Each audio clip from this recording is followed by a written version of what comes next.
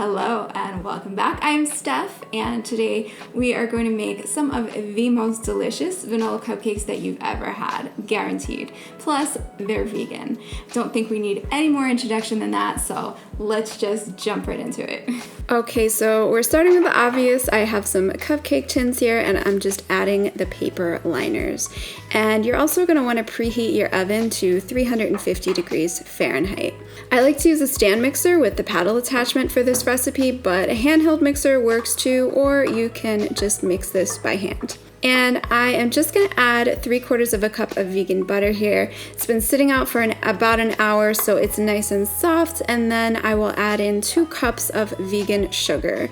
And I'm just going to cream that together at medium speed for 3 or 4 minutes. And if you need to, you can always stop to scrape down the sides with a spatula. I'm basically just looking for a fluffy texture like this before I move on to the next step. And for that step, I am adding 6 tablespoons of aquafaba, 1 tablespoon of apple cider vinegar, and a tablespoon of vanilla.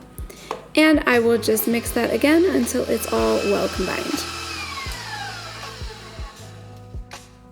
Now I'm going to sift together my dry ingredients, starting with 3 3/8 cup of cake flour. You could also use all-purpose flour here too, but I just found that the cake flour really gives these cupcakes a super soft texture, so if that's an option for you, I highly recommend it. And I will also sift in 1/2 tablespoon of salt and 1.5 tablespoons of baking powder. Okay, so next I'm going to take about 1/3 of the flour mix and add it to my mixer, and then mix it on medium-low. Starting from this point, you want to mix until it's just combined. You don't want to overmix the batter. Next, I've got some unsweetened almond milk here, and I've measured out 1 cup plus 2 tablespoons. And I'm just going to add 1/3 of that as well and mix. And then I will just repeat that twice more, once with 1/2 of the remaining flour mix, then 1/2 the remaining almond milk, and again with all of the remaining flour mix and all the remaining almond milk. Okay, so the batter is done. I just need to fill my cupcake liners. And when I'm filling the liners, I don't actually like to guesstimate the amount of batter. I prefer to weigh it. I have figured out that 55 grams of batter per cupcake works perfectly for this recipe. So I have my bowl on my kitchen scale, and I've set the tare button so that it starts out at 0. And then as I scoop out the batter with my spoons, the scale is showing me a negative number, which is how much batter I've removed. So I'm gonna just keep scooping batter out or putting it back until I am exactly at 55 grams. And when I'm spooning the batter into the liners, I'm also going to try to scrape as much of it off the spoon as possible. And then when I go to measure the next one, I will just hit tare again to reset the scale to 0 and repeat.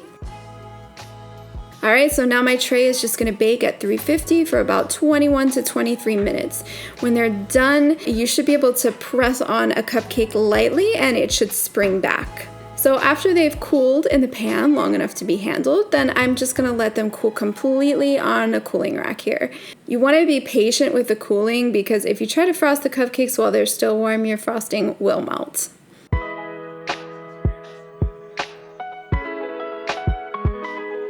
Okay, so I'm gonna pipe the frosting onto my cupcakes, but using a spatula to spread it works too. So I've got a pastry bag with a big star tip, and I am using this glass here just to hold it up while I scoop the frosting into my bag.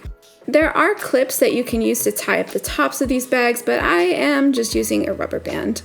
And there are a lot of techniques that you can use to pipe your frosting, but I am just going to start at the edge and move around in a circle along the edge, and then just gradually take that spiral in until I reach the center.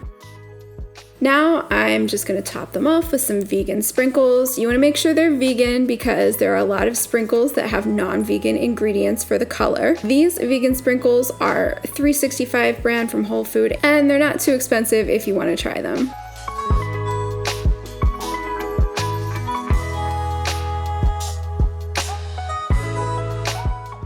Well, my cupcakes are all done, so all that's left to do is eat them.